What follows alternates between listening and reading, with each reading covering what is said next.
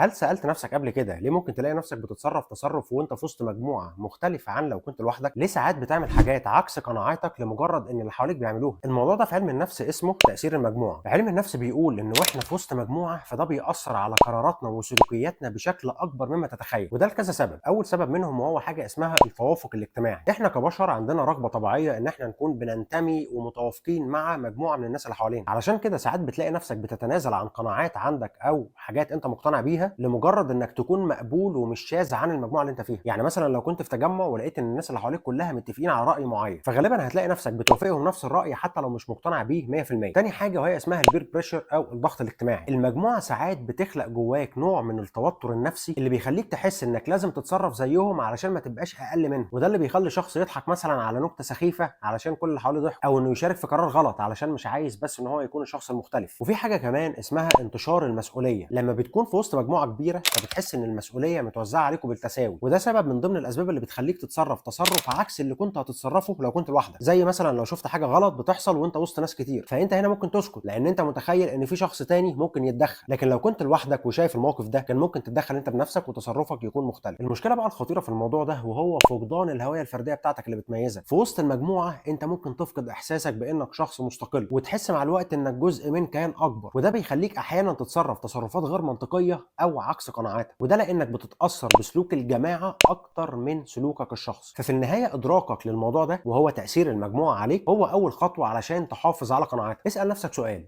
هل انا فعلا مقتنع ولا ده تاثير الناس اللي حواليا؟ لما تبقى واعي اكتر باللي بيحصل حواليك هتقدر تختار تصرفاتك بوعي اكتر وتوازن ما بين انتمائك لقيمك الشخصيه ولتاثير المجموعه اللي انت فيها.